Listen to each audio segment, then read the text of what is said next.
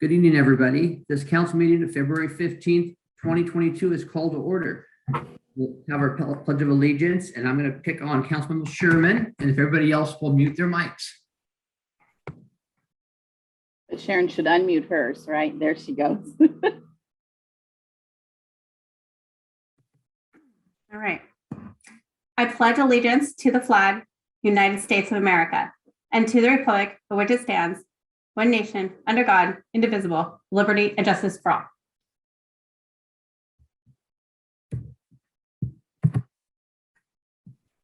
All right. Donna, will you do a roll call, please? Yes, I will. Councilmember Peterson. Here. Deputy Mayor Schmidt. Here. I have Councilmember McDowell next on my list, but I'll go past her. She's having a few difficulties. How about Councilmember Sherman? Here. Councilmember Gutierrez? Here. Marinesco? Here. Councilmember Bode? Here. And I don't see Kathy. She was with us, but having difficulties. So I will watch for her.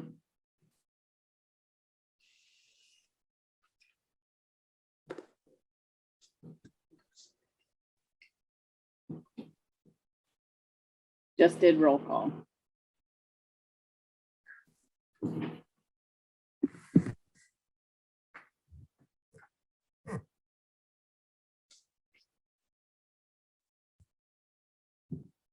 Okay, Councilmember McDowell is having a little bit of computer issues, but I got her laptop forced shut down and it's restarting. So she'll join us in just a moment.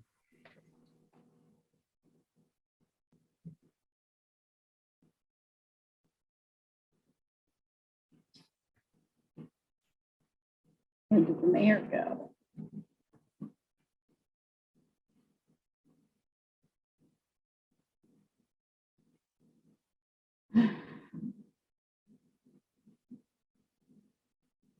We seem to have lost the mayor. Oh, here he comes. Just one moment. And here comes Councilmember McDowell too. So good.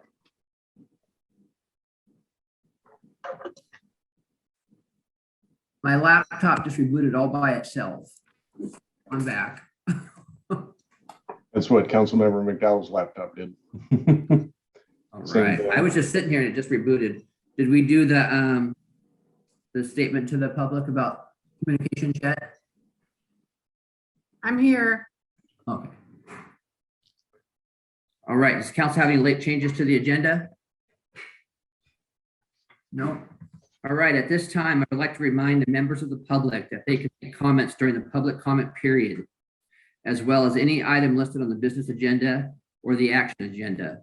When making public comment, you will need to raise your hand electronically on the Zoom app, state your full name and whether you reside within the city limits or Mason County or elsewhere. Option 1, join the Zoom meeting by clicking on the link that's displayed on the city's webpage. The link is listed on the agendas and minutes page under the tab that says more. Option 2, email City Manager Jeff Knighton. And option 3, call Jeff's office phone. Both email address and phone number are displayed on the screen of Mason Web TV streaming video. All right, do we have any council reports to share? All right, Councilmember Peterson. I just wanted to mention that yesterday, in my role through the Chamber of Commerce, I was invited to a meeting with Congressman Kilmer and the Undersecretary from USDA Rural Programs. And there was some solid conversation with our community partners in neighboring counties, as well as the EEC and Chamber here locally, talking about grant opportunities and what to expect and coming down the pike. So as I gather some more information about that, since it will obviously affect us within the city limits, I'll be sending that on to our city manager to share with council as that becomes available. Thank you, Councilmember Peterson. Anyone else? All right. Has everyone had a chance to view the consent agenda? Is there a motion to approve the consent agenda as published? So moved. All right, there is a motion. Do I hear a second? Second. All right, the motion is second. All in favor, say aye. Aye. Opposed? Motion carries. All right. Community Development Director Mark Ziegler has a presentation for us regarding Olympic Community Solar. Mr. Ziegler. Thank you, Mayor, Deputy Mayor, council members. Pleased to introduce to you tonight Ben Selesky, as well as I believe a couple other representatives from Olympia Community Solar to talk about an opportunity to bring a solar program to Mason County, much like they've done in Thurston County and other communities recently. So I'll turn it over to Ben for additional information. Hello, everyone. Thanks so much for having me here today. Let me share my screen real quick. Let's see.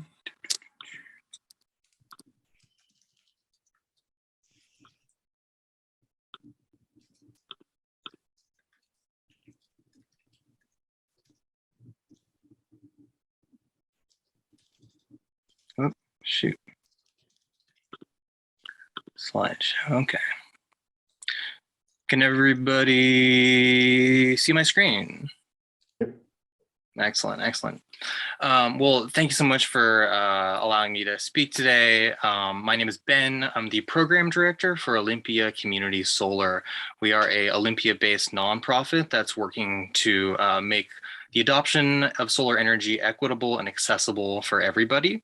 We obviously want the adoption of solar energy to be expanded to as many people as possible, but we understand that for a lot of people, in fact, maybe the majority of people, there's a lot of barriers to solar energy.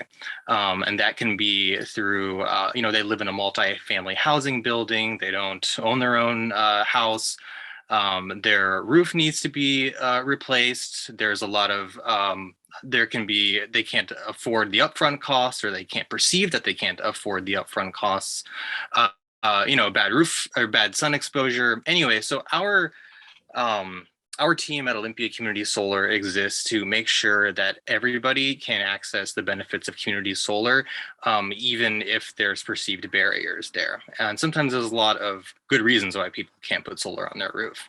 But we also believe that solar energy can be a tool for economic justice as well. And we address these barriers through community solar projects, which are basically like the idea of a community garden where instead of a solar array on every individual person's roof, there's one solar array and a bunch of different community members come together and have different units and shares of that, and all share in the benefits of that. So we do that through community solar projects. We do that through public policy, and we also do that through this thing called group purchasing campaigns, which I'll talk about today. What you're seeing right here on the screen is the biggest low-income solar array in Thurston County at Merritt Manor apartment complex. This array was installed a couple months ago, and cumulatively it saves each of the low-income tenants there a couple $100s every single year because of the reduced energy burden. And so that's a big kind of symbol of like why we want to show that solar can be a tool for economic justice, whether you can put it on your own roof or not. And we also do a lot of grant writing. For example, we're working with West Mason Fire Station 16 to put a solar on the roof of their station. Let's see. Cool. I will say this PowerPoint is a little bit outdated and some of the slides might be out of order here, but please cut me off if I'm talking too long here. But Solarize is what we call a group purchasing campaign. It's a way for an entire county or community or neighborhood to save money on solar by motivating a large group of people to put panels on their rooftops at once. Think of it as like it's a lot cheaper to buy in bulk, right? To go to Costco and just buy in bulk than it is to get a individual item.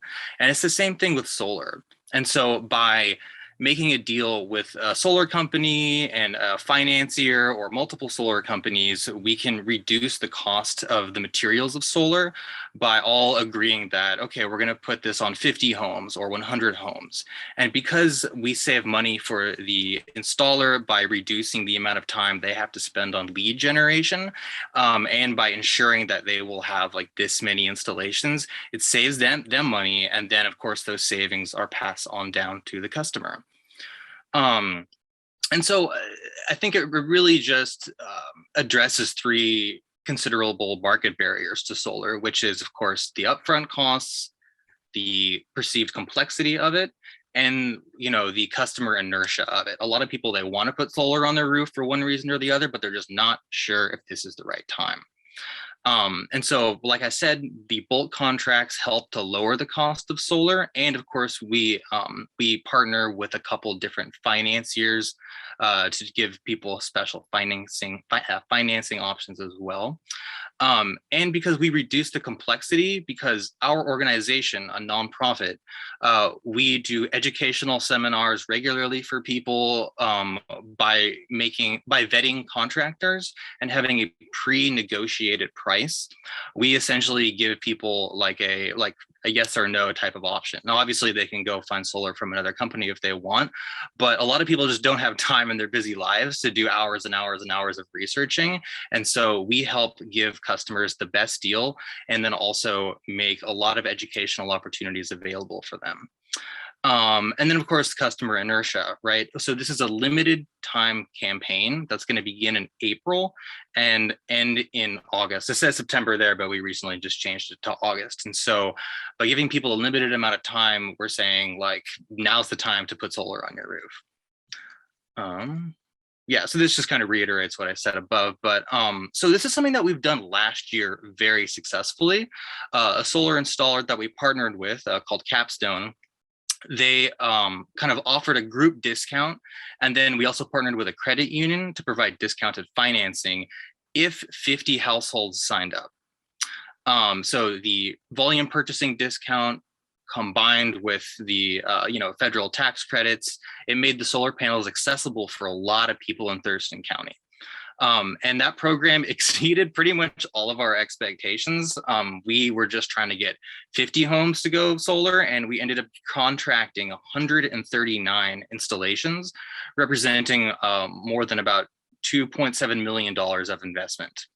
Let me just switch. Here we go. So this map right here is kind of a map of all the installations that we did. Okay, rewinding here. So yeah, so this year we are expanding the program with a goal of now 200 participants. And we're going to include Mason, Lewis, and Pierce County in addition to Thurston County as well. We've done pretty much no advertising for it in advance of our April launch, and we've gotten more than 50 people already signed up on our wait list, and that's with zero advertising. So a lot of people heard about this from last year because their neighbor or their friend went solar, and it's just a really great way of like spreading how easy and accessible solar can be given the right opportunities and partnerships. Cool. So like our role will be the kind of the host, the participant. We host the participants and then we communicate with partners, and we're kind of the customer advocate. And we also like evaluate the performance of the campaign as it goes along. And so, for example, we have like minimum requirements of like solar exposure and roof conditions that all of our partner installers are required to adhere by. We can look at any contract that they sign with someone. And like we said, campaign prices and equipment choices have been pre-negotiated so that we're ensuring that all of our customers not only get a good deal, but they get a good experience too. So yeah, we had a competitive bidding process to secure our solar installers. And we're also in talks with multiple different financing institutions to provide optional financing as well.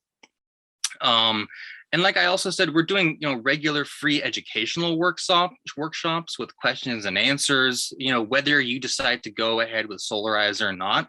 We think that like education really should be at the forefront here. Like, what does it take to put solar on your roof, right?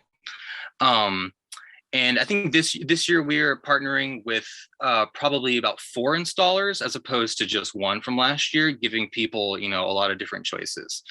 Also because we're just spanning a lot bigger geographic region as well. And then of course, we'll be making sure that customers are satisfied and they had a good experience. We'll be performing participant audits, and we're doing a post-campaign survey as well.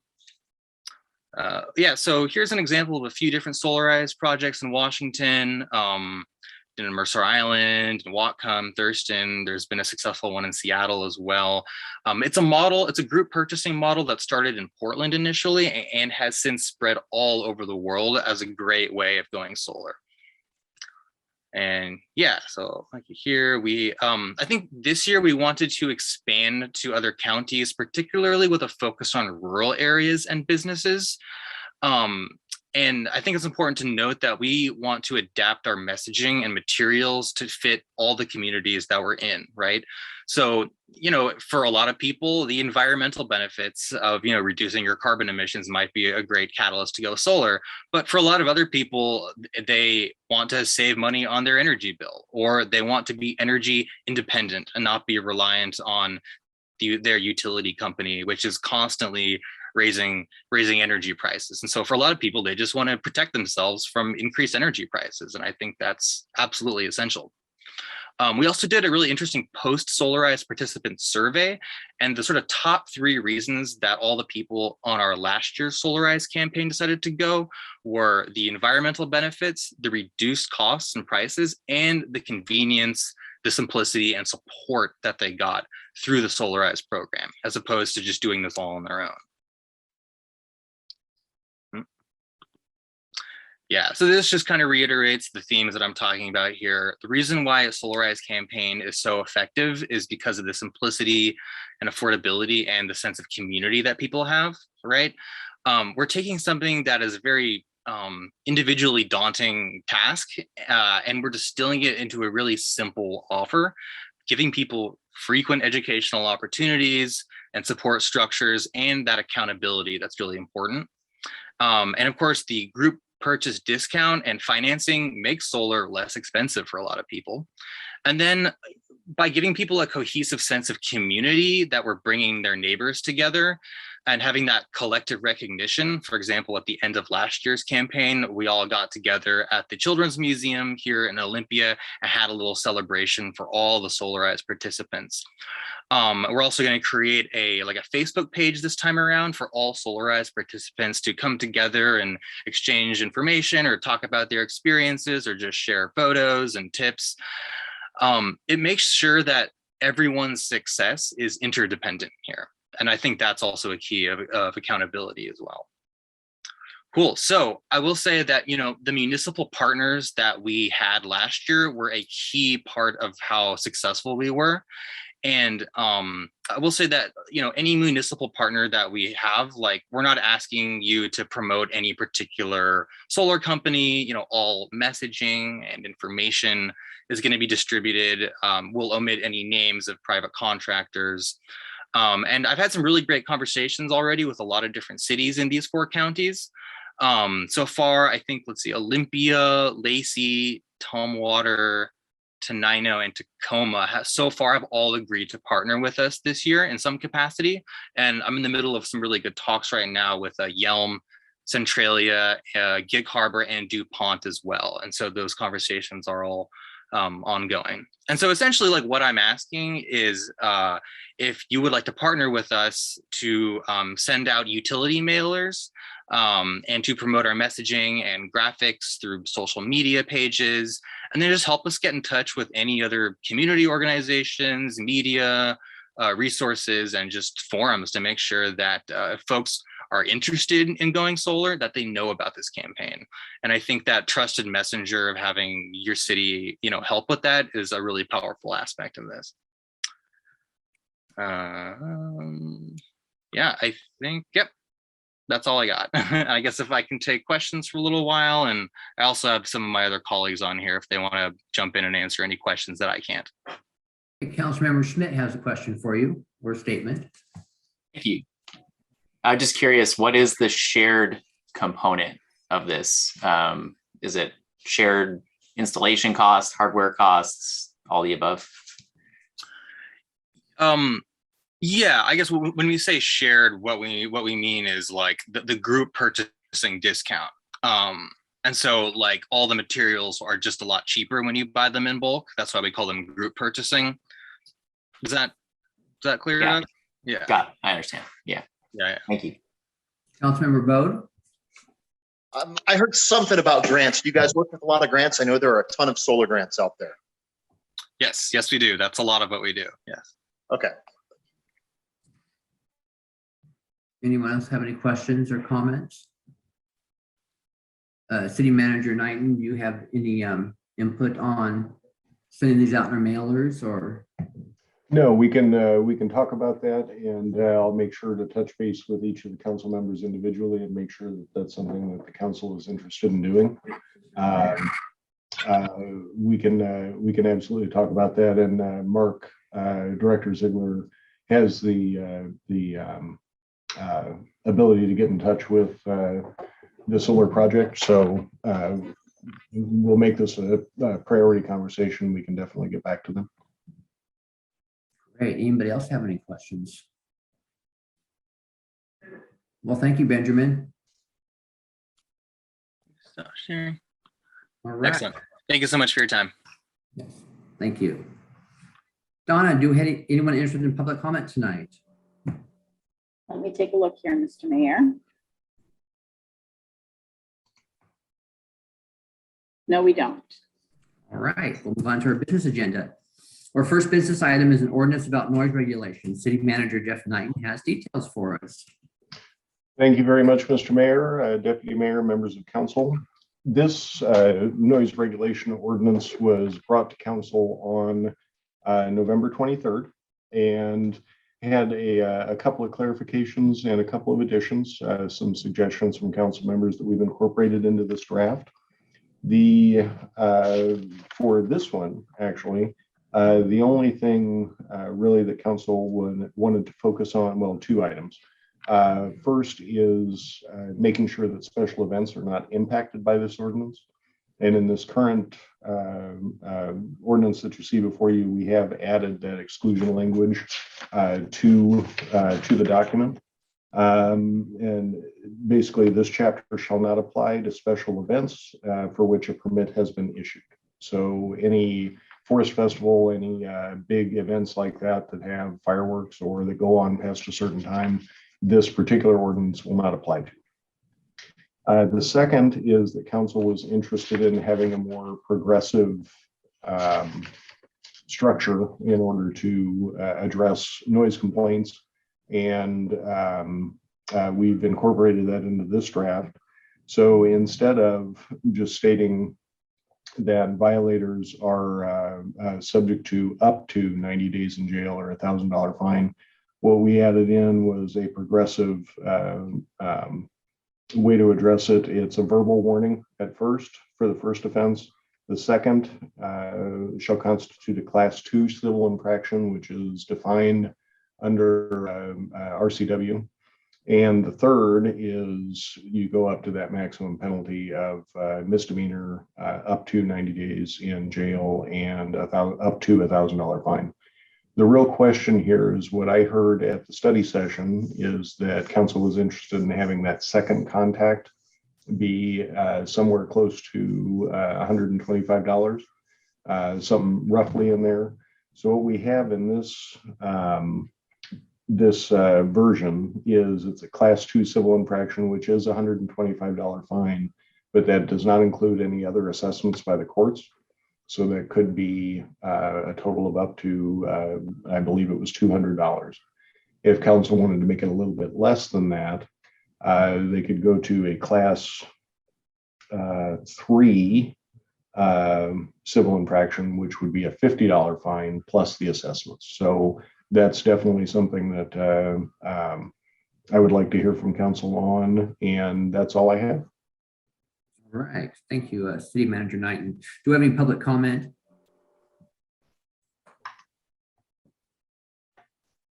No, we don't, Mr. Mayor. All right, can I have a reading of ordinance number 1982-0122? Yes. Ordinance number 1982-0122. An ordinance of the city of Shelton, Washington, amending chapter 9.18 of the Shelton Municipal Code relating to noise regulations. Thank you. Do we have a motion?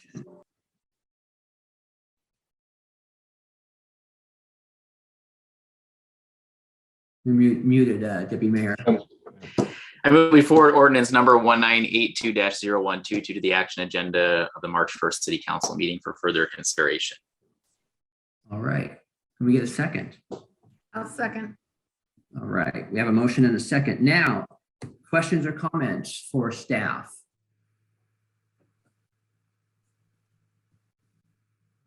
Anybody? Oh, I'm sorry.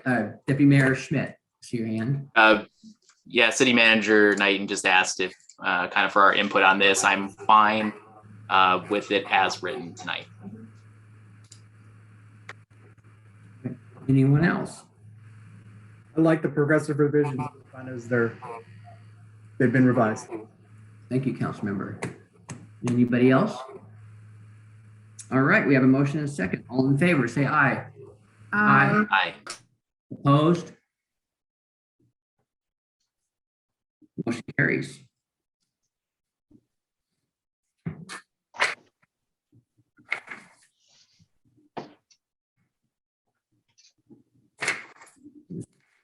Order. All right, we have another ordinance for us regarding animal control. City Manager Knighton will present that as well.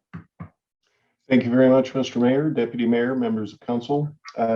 Similar to the last item, council held a work session on this item on October 26th of 2021. And this one is intended to address animal control within the city. There were several proposed changes that were identified by staff in the study session, and council had a couple of additional changes that they would like to see that we've incorporated into this draft. The first was there was a discussion about leash length. So in the original draft, it was 6 feet, and council wanted to make sure that we took into account folks that use the retractable leashes. So we've amended that in this version for up to 20 feet in leash length to account for those retractable leashes. The second was a provision that would allow lifetime licenses for animals that are microchipped. And we have included that in this provision as well, in this version as well. Let's see here. There's a whole bunch. This was a much longer one than the last one.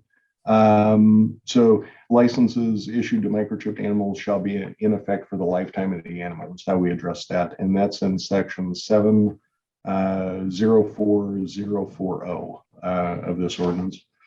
And then the last major discussion point that I wanted to bring up for council's consideration is the domestic animal provisions with chickens being specifically addressed.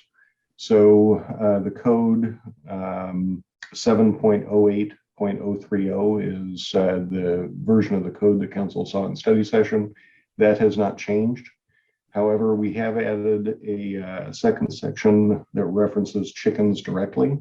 And on neighborhood residential lots of 5,000 square feet or more, up to 43,559, which is 1 square foot shy of an acre, where the next section would kick in. Residents are permitted up to 5,000, sorry, not 5,000, 5 chickens. And no roosters at all. And then there are some provisions as well for where a coop may be housed or any structure may be housed, that it needs to be separated from residential structures on neighboring parcels by 30 feet and can be no closer than 10 feet to the property line. And with that, that's all I have at the moment. All right. Donna, do we have any public comment? No, we don't, Mr. Mayor. May I get a reading of ordinance number 1983-0122? Ordinance number 1983-0122. An ordinance of the city of Shelton, Washington, amending Title 7 and Section 7.02.010 of the Shelton Municipal Code relating to animal control. Thank you. Do we have a motion? Move that we forward ordinance number 1983-0122 to the action agenda of the March 1st City Council meeting for further consideration. Second. All right. So now it's time for questions and comments for staff. Do we have any hands up? Hey, Commissioner, or Councilmember Dow. I have one question for Jeff. I liked the 5,000. Just kidding. How are you going to get people to get rid of their roosters? That is a great question, and that will be complaint driven, similar to all the other nuisance abatement procedures contained in our code. When there's a complaint, hopefully through our city app, the code enforcement officer will address those issues similar to the way they would any others. So the code enforcement would remove the rooster or would give them time to remove it themselves? No, we wouldn't remove the rooster. We would go through the progressive discipline procedures the same way we do for other procedures. You know, it's really code enforcement is about education and helping people obtain compliance and not forcing it. That never goes well for anybody. So work with people to make sure that they understand what the requirements are, and then helping them achieve those requirements. Okay, thank you. Right, Deputy Mayor Schmidt.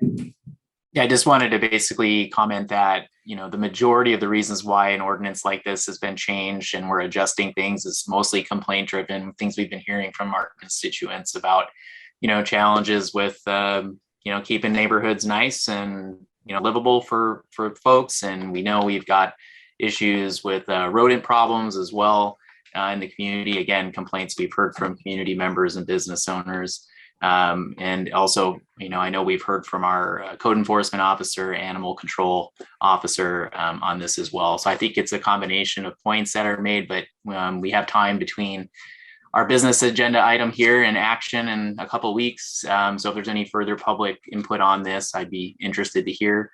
But again, a lot of this is, you know, from things that we've been hearing over the past several years regarding, you know, challenges in our residential areas. Thank you. Councilmember Gutierrez. Yes, I wanted to say that I had a straight run of chickens, and one of them was not a chicken, it was a rooster. And I discovered that one morning. And code enforcement was called, and they were actually very nice. And I said, yeah, you know, I have, you know, and I went online, someone picked up the rooster, said, hey, free rooster, you know. And I'm saying there are a lot of like Shelton talks or something. I'm just saying that the code enforcement is very, and if you're a good neighbor, then I think things are settled, you know, really, really quickly, especially with roosters. Look downtown. So, yep.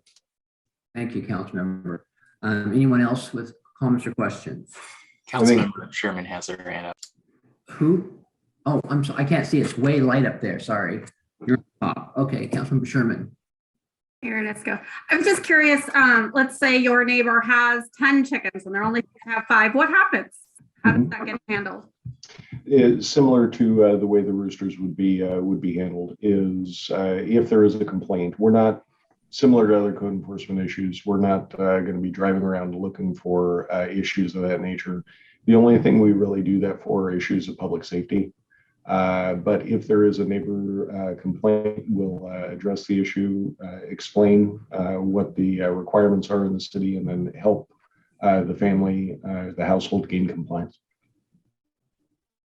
So follow up to that, if let's say they are spoken to and they don't listen, and next thing you know, they've got 20 chickens. Yep. Then what's the next step? So the next step would be, well, a couple of interim steps. So you'd get the verbal notice, you'd get a written warning, then you would receive a civil citation, and we would see you in the courtroom downstairs eventually. Thank you. But that's not anywhere we want to go. All right. I don't see any more hands. I don't have a problem with most of this ordinance. I'd like to see a couple small tweaks. I'll be the bad guy. I think we need to do away with chickens. We have a terrible rodent problem in Shelton. You can see rats running across the street everywhere in town. And I believe that, I think that chickens are just some of the problems with all of the feeding them outside and all of the poop all over the place. I really think we should do away with chickens. And I'd like to hear what the rest of the council has to say about that. If they have any comments on that. And nobody did. I take no problems with chickens, and I have still yet to see a rat downtown, and even demoing a whole building down there, I've not seen a rat, but I've heard this from many people. Okay, council members or Deputy Mayor Schmidt.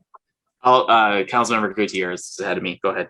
Oh, okay. Chickens are food security, and I think that's really important. And I think it's also a cut in the whole circle of life.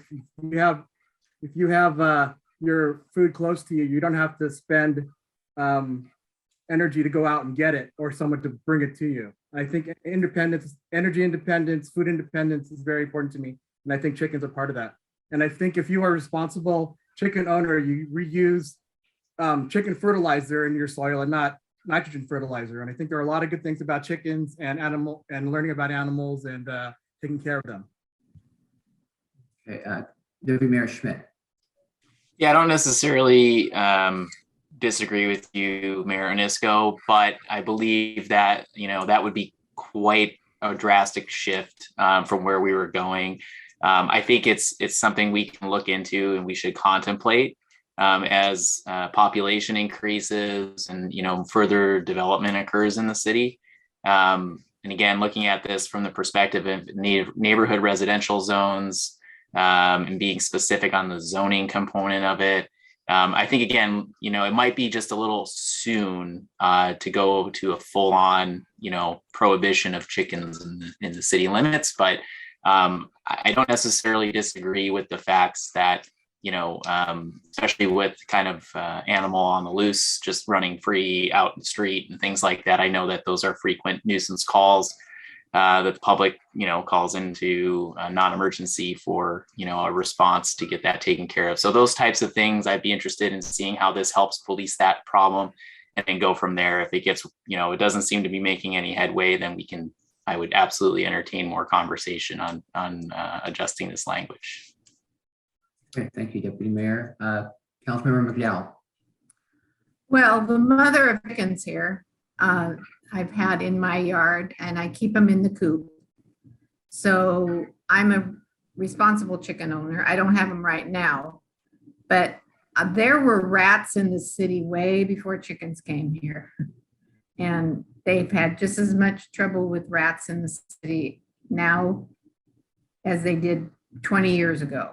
So I think eliminating chickens altogether, there are families that depend on those eggs and depend on the meat. So I think that we can look at it, but I think that we need to maybe figure out something else as far as, not eliminate them altogether. Thank you, Councilmember. Councilmember Sherman. Mine's more of a comment than anything else. I did at one point have 80 chickens. I did not live in a city limits. I lived way out on acreage.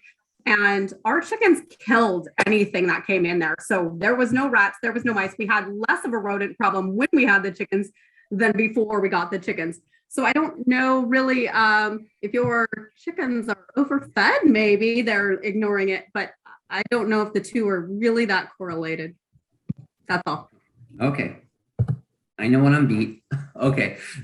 Next thing I would like to discuss is the 3 business days that we hold a dog before we put it up for adoption. I think that's a little soon. If somebody was on vacation for a weekend and they have their teenagers watching the dog and they don't know to go to the pound. And I was just wondering if we could change that to 7 days. Anybody have anything on that? 3 days is pretty darn quick. Yeah. I think 7's a good number. Anybody else have a thought on that? Agree. 7? I agree. Thank you. Okay, so it looks like we have consensus to change it to 7 days, City Manager. What section specifically are you looking at? Oh, man, I just wrote myself a note. I can find it between now and your next meeting on the 1st. Okay. And my last one is I would like to remove registering our cats. I mean, we're going to have grandma come down with her cat and have to, I mean, we're not going to control cats. We're not going to pick up cats. And if our cat problem is feral, not people's house cats, I just think it's a little bit much. And I was hoping when we were starting to go through all of our codes, we were going to try to make things a little bit easier for people instead of harder. And I think that registering your cat is just going too far. So that's 7.04.230 is where that starts. I wrote that one down. So does anybody have anything on registering your cats? I agree with you on that one. Thank you. Anyone else? I agree, Eric, on that one too. Okay. Well, that's 3. Anybody else think that registering your cats is kind of going above and beyond, or? Guess not. So I guess that you would keep cats in there. So that's all that I had. So we have a motion in a second. All in favor, say aye. Aye. Aye. Opposed? Aye. All right. So I guess I read that wrong, didn't I? So we had the motion second move forward ordinance 1983-0122 to the action agenda of March 1st, City Council meeting for further consideration. We already have our ayes and nays. Thank you. All right. Community Development Director Mark Ziegler has information for us about appointments to the Park and Recreation Advisory Committee. Thank you, Mayor, council members. Pleased to bring to you tonight the recommendation for appointment to the Parks and Recreation Citizens Advisory Committee. We currently have 3 openings on the committee. I have 2 individuals that terms ended at the end of 2021 that are interested in serving another term. Those individuals are Deborah Dozier and Sue Patterson. And then I have 1 open position that we received a letter of interest from Melissa Stearns. This would fill out the 5-member committee, advisory committee with their full terms. These are 4-year terms. And let's see, all 3 of these positions would have terms starting January 1st, 2022. As a 3rd term that Melissa Stearns would fill expired at the end of 2021 as well. A little late breaking news, I guess, if you will. We had a Parks and Recreation Advisory Committee meeting last night. We received a letter of interest from another individual in the city of Shelton, Mel Schneider, that is interested in serving on the committee. And one of the existing committee members, Chris Wright, has offered up that position to Mr. Schneider, as Chris is a union resident and travels quite frequently and is not as available as he is thought he once would be when he was appointed. So we really appreciate these individuals stepping forward in their civic engagement with the city of Shelton, and looking forward to the council's action potentially at the next meeting for appointment. All right. Donna, do we have any public comment? No, we don't, Mr. Mayor. Do we have a motion?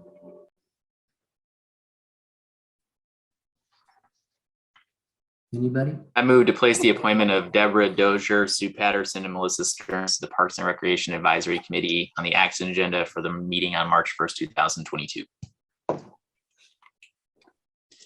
right. I second. All right. Do we have any questions or comments for Director Ziegler? No? We have a motion and a second to place the comment of Deborah Dozier, Sue Patterson, and Melissa Stearns on the park. Do we need to add that other one, Mark? I'd leave that up to you, Mayor. I can adjust the motion for the next Action. council meeting Thank if you agree to that. That's fine.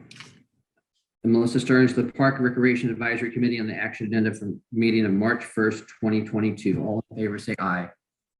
Aye. Opposed? Motion carries. The last business item is a resolution for chip seal final acceptance. City Engineer Ken Gill has details for us. And Mr. Mayor, if I could jump in here just really quickly, it is right now 6:45 and we had advertised an executive session at 6:45. I just wanted to make sure that everyone is aware that we will start those executive sessions, the first of which immediately following this regular agenda, and then continue on with the second one. But because we're at that exact time, I wanted to mention that to make sure the public is fully informed of how this agenda is going tonight. Thank you, City Manager Knighton. All right. Ken, you have the ball. Good evening, council. I hope you each had a good Valentine's today. Today, we're going to talk about showing North 13th from the hospital to Wallace Neal some love with a chip seal. You're a So, day late. You're in trouble with your wife, sir. Yesterday was Valentine's Day. Yeah. So I'm going to share my screen and we'll go through some pictures.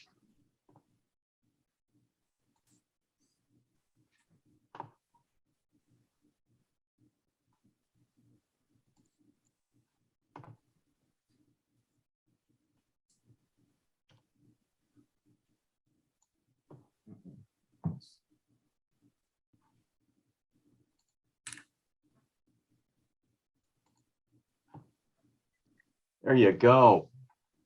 Okay. Okay, so scope of work real quick. So your city crews removed some turn arrows and some tender turn lanes, recessed pavement markers, local contractor Stipe Right crack sealed. Sierra Santa Fe out of Ridgefield placed crushed rock over tack in the project limits. And then Albina Asphalt sprayed on some fog seal. And then Stripe Right came back afterwards and installed some striping and crosswalks. So here's Albina Asphalt out putting out down some tack. A little bit more tack there, followed by the chip spreader. So there's a close up of more chip spreader. And of course, to feed that thing, you got to keep putting rock in to keep it going. And then you compact it down with rubber tired rollers. So not the steel drum variety, but actually rubber tired rollers that are all in a row across the front of that. That's how it looks when it's done compared to the old. And then, of course, you got to make sure the buses come through. So thank you to our patients from the Shelton School District while we did this project. This is again, after you're done putting your chip seal down, you do a fog seal over the top to kind of lock all those rocks in. And try something here.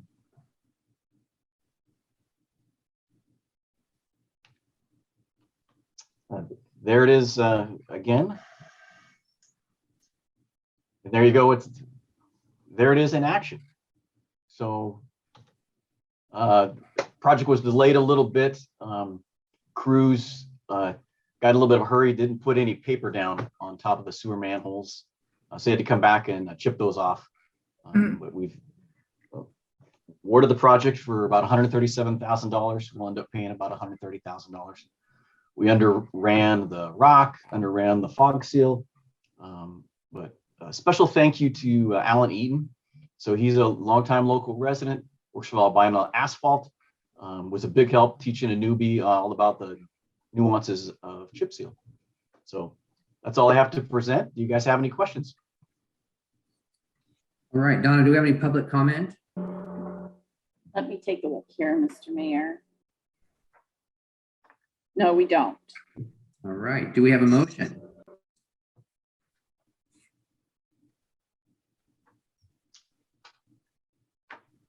I recommend moving resolution number 1226-0222 to the March 1st action agenda.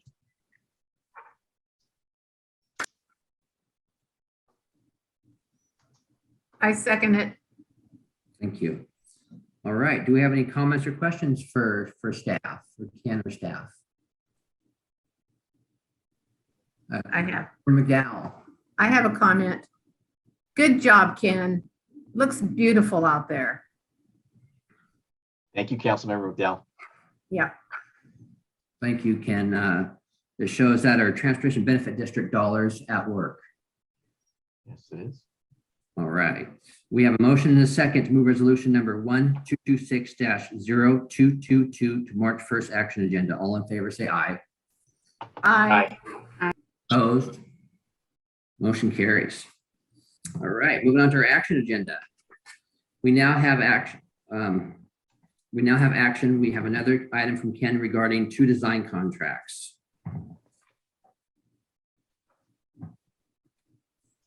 So this is a continuation of last council meeting.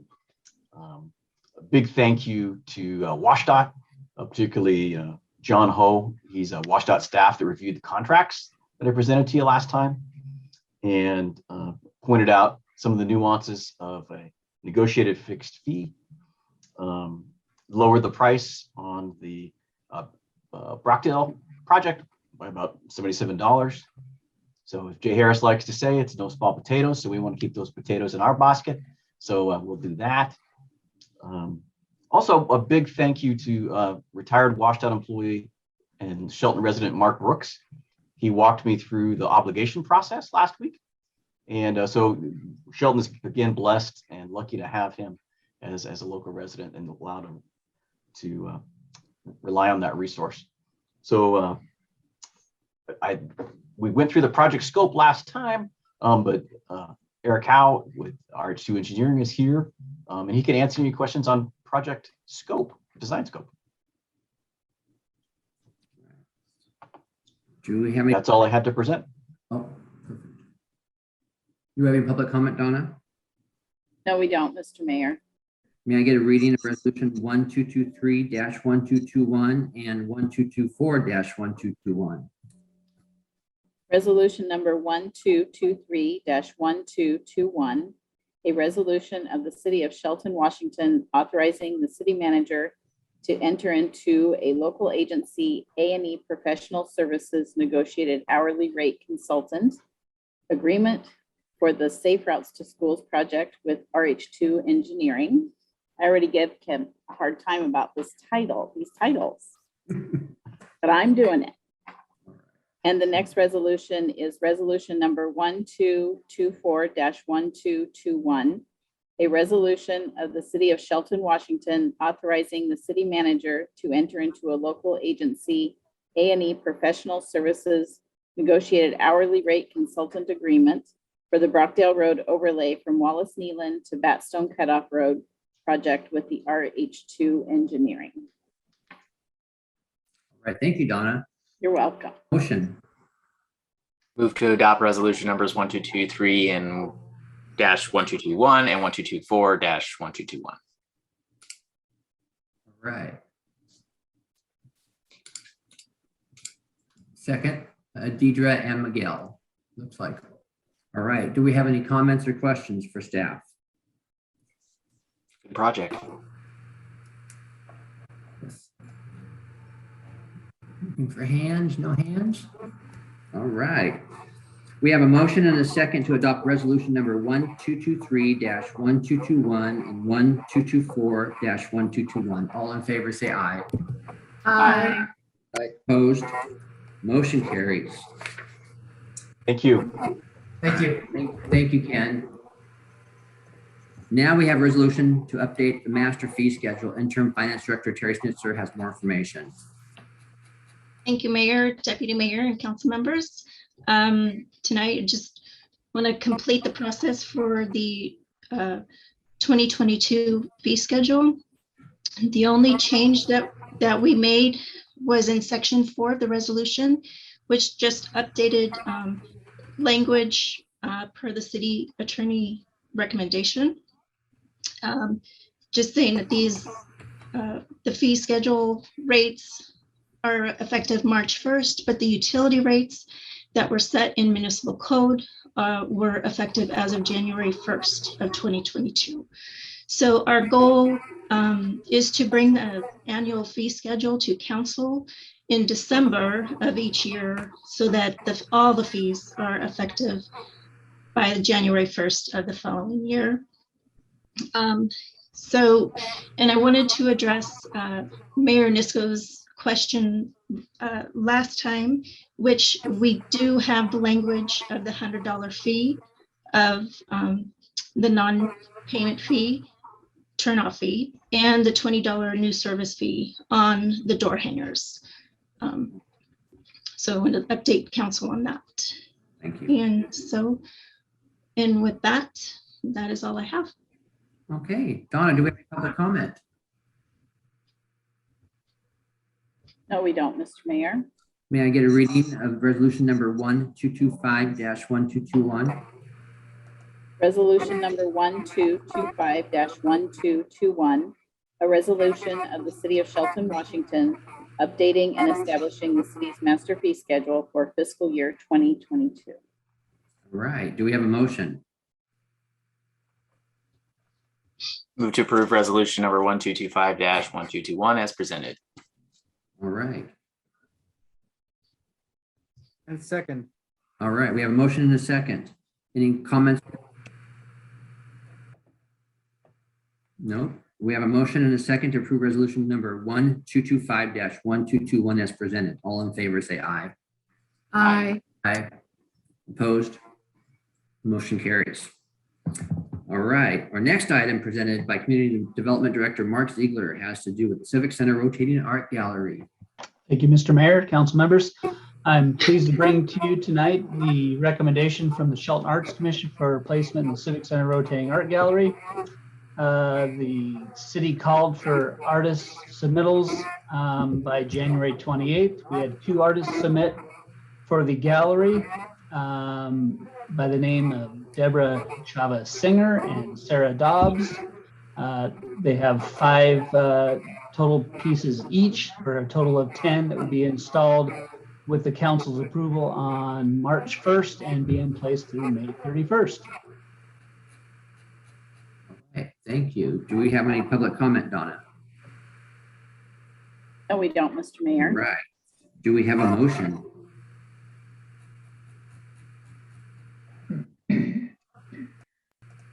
I move to approve the Shelton Arts Commission's recommendations for placement in the Civic Center Rotating Art Gallery. I'll second it. All right, any comments or questions, or staff? No. We have a motion and a second to approve the Shelton Arts Commission recommendations for placement in the Civic Center Rotating Art Gallery. All in favor, say aye. Aye. Aye. Opposed? Motion carries. Our last action item is an agreement with Adopt a Pet. Police Chief Carol Beeson has the details for us. Good evening, Mr. Mayor, Deputy Mayor, and members of council. This agreement in front of you is very similar to the one that we entered into last year with the Kitsap County Humane Society. This, like the other agreement, would have our animal control / code compliance officers transferring animals that have either been abandoned or released to the humane or to our shelter. They'd be sent over to Adopt a Pet, and they would take care of doing the advertising and the adoption services on our behalf. Part of the reason we're looking for another partner is to increase the availability of someone to help us with that, so we can free up our code compliance officers to deal with the code compliance issues. Whenever we have an animal that is long-term in our kennel and we're working to get them adopted, of course, you can imagine that our code compliance officers have to spend a lot of time meeting the prospective adopters and making sure that all of the vet bills and neutering and spaying and all of that is done in order to get them adopted. This would free up our code compliance folks. To give you an idea how often this happens, on average, we have somewhere between 3 and 5, usually dogs, that this would apply to in a month. And similar to the Kitsap Humane Society contract, it would cost us $200 every time we transfer an animal over to Adopt a Pet. And the Adopt a Pet is a closer option for us than the Kitsap County Humane Society. All right. we have any public comment? Donna, can I get a reading of resolution number 1228-0222? Yes. Resolution number 1228-0222. A resolution of the Council of the City of Shelton, Washington, authorizing the city manager to enter into a contract with Adoptive Pet of Shelton for long-term animal care and adoption. All right, do we have a motion? Move to approve resolution number 1228-0222 as presented. All right, we have a second. Second. All right, we have a motion and a second. Comments or questions? So Chief Beeson, so the protocol now is we would take a dog for 7 days and then transfer it to adopt a pet. That's how.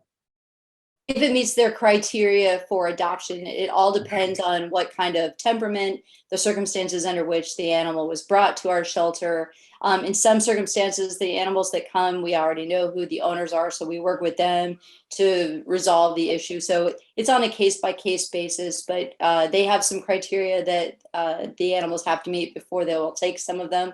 And that's similar with Kitsap as well. This simply gives us another option if one happens to be busy and can't take an animal at that time. It gives us another option of somewhere to take them. Well, I'm all for freeing up code enforcement to go out and do some code enforcement work. Me too. All right. We have a motion and a second to approve resolution number 1228-0222. All in favor, say aye. Aye. Opposed? Motion carries. All right, Jeff, do you have a city manager report for us tonight? I do, Mr. Mayor. Thank you, Deputy Mayor, council members. A couple things to mention. One, we thanks to our partners at Mason Health, Department of Public Health, we received a huge box of masks. I don't even know how many are in there. N95 masks that we've made available to come in and pick several up if they need additional masks. Those masks are always available at the little table right by the customer service right out front. Jeff, I can't hear you. Is anybody else having a problem, or is it just me? Yeah, I am. Yeah, I heard the feedback, and I can barely hear you. Yeah, I get a little bit of feedback too. I'll try to speak up a little bit. Is that better? I think Donna just solved it. You're good now. Oh, okay, good. So we also received, thanks to the partnership with Public Health, a allotment of tests for COVID-19. We're making those available to the public as well. Those are going to be available on Mondays and Thursdays from 1 to 3 p.m. Downstairs in the Civic Center. We started that program yesterday, and there was a line waiting right at 1 o'clock when we opened up the doors. So I believe we gave away 120 tests yesterday. Unfortunately, we don't have near as many tests as we have masks, but we will run that program until supplies last, and then we'll see if we can get some additional tests from Public Health if they're able to source those. I think everybody's having a difficult time finding adequate supplies of those tests at the moment, but hopefully that'll change soon. Next item is our partnership with Timberland Regional Library. They are holding the pop-up library here in the Civic Center while their building is undergoing renovations. Those events are Wednesday and Thursday from 9 a.m. to noon. Library staff is available here along with materials available to check out. And then again on Friday from 2 in the afternoon until 5 p.m. So I wanted to make sure that was available and widely known by the public. On the 22nd, starting with our looking ahead, you'll have a annexation 101, which is not to talk about any particular piece of property, just about the process and how annexations are taken care of. I've made sure to invite County Administrator Mark Neary and Port Executive Director Wendy, and her last name just went right out of my head, but I wanted to make sure that our partners were involved in that discussion, given the the joint meeting that council, county commission, and the port commission had several weeks ago. Continuing with looking ahead, Jurassic Parliament is coming up. I'm sure all of you are incredibly excited for that. But we'll make sure that the Robert's Rules of Order are laid out in a fun and as entertaining a manner as they can be for that on the 23rd. On the 1st, you'll hear all the items that you heard tonight on your business agenda. But then I did want to mention on March 8th, going a little bit further than I typically go for these updates, you'll be hearing about proposed sign ordinance and a proposed graffiti ordinance that I have been in contact with community stakeholders about. They've given us some suggestions from the community, and we'll make sure that you hear about those and can consider those when you're looking at a final draft and we bring it to business. And that's all I have. All right. City Manager Knight, I understand that we were going to do a few things up on the library hill up on Birch Street. Oh, yeah, I did want to lights up and that. stuff. And yeah, we're the water tank up at the top of Birch Street. We've had some issues there. We wanted to make sure we address those as expeditiously as we can. So what we've done is installed motion lights, and we've made sure that those motion lights on the hill only light up the interior. They won't affect neighboring properties. We are also installing a hatch alarm that is connected to our SCADA system, so that if there's any problem with the interior of that tank, we will be notified immediately through the hatch alarm. We're also looking at additional fencing, a little bit higher fencing and some more security around that facility. And we are making sure that we're in communication with our community service crews to address the area near that tank for garbage and other items. Just more broadly, for addressing the homeless issue overall, more globally, council adopted the prohibition on camping on public property not too long ago. And we are enforcing that as best we can. We have terrific partners at Community Lifeline who have worked very hard to expand the capacity of that shelter and work well with our police department to help people, help those in need find shelter. We're considering other items. We just scheduled a study session going out much further than I typically do toward the end of March for council to consider private property camping abatement. We have a draft of that ordinance as well. So that is scheduled for your March 22nd study session. So we're doing several things on several different fronts to more globally address that issue. thank you. Does anyone have any questions for City Manager Knighton tonight? Do we have any new items for discussion? Then we are going to adjourn out of this meeting, log into an executive session for potential property purchase, RCW 42.30.110 1B. There'll be no action to follow. But we'll be back. And we're expected back in 15 minutes, Mr. Mayor. So that will be, what would it be? 7:28, I believe, if I can math right. See everybody on the other side. 7:23. That'll work. So I can't math right. We'll be back. I wasn't gonna say that part, but it's 7:23. Yeah.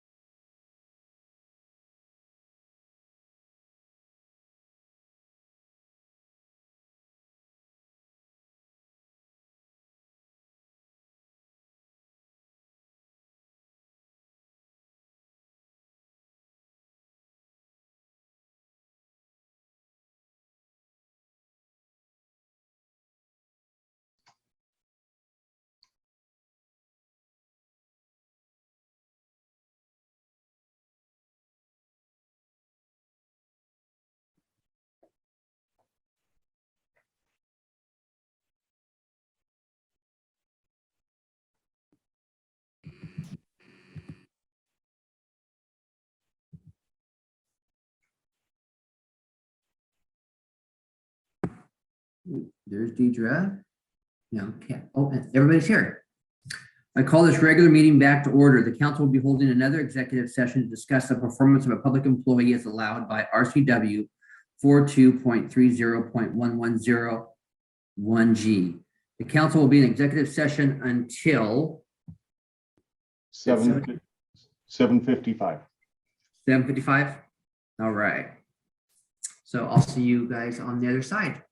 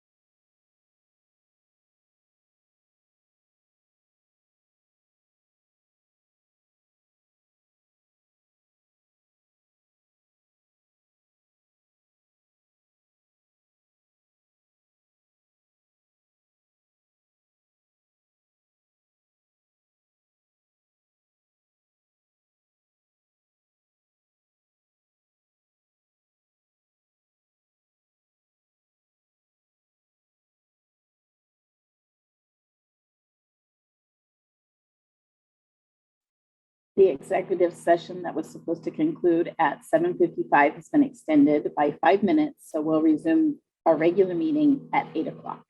Thank you.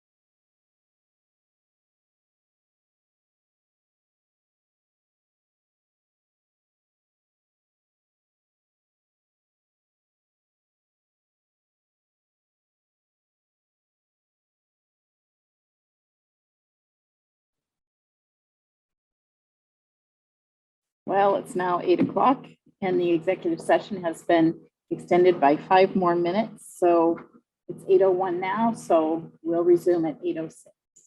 Thank you.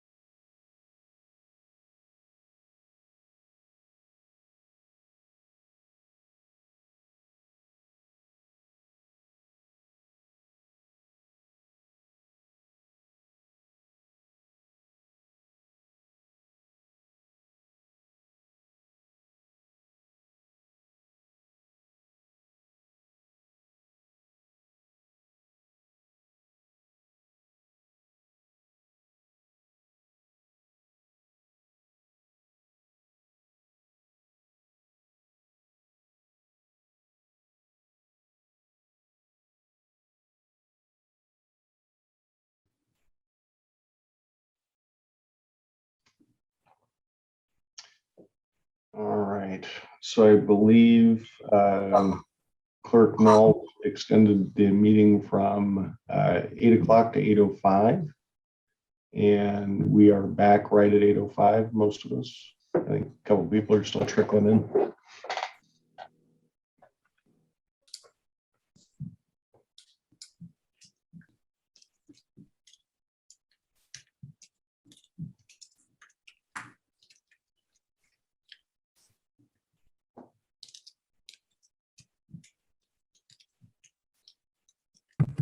I did it.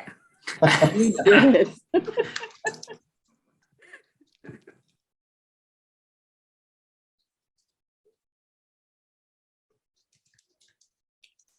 Okay, Mr. Mayor, we're all here.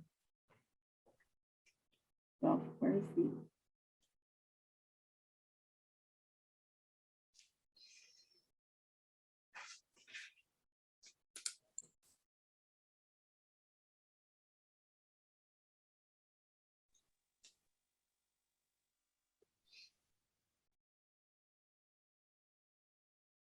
You're on mute, Eric.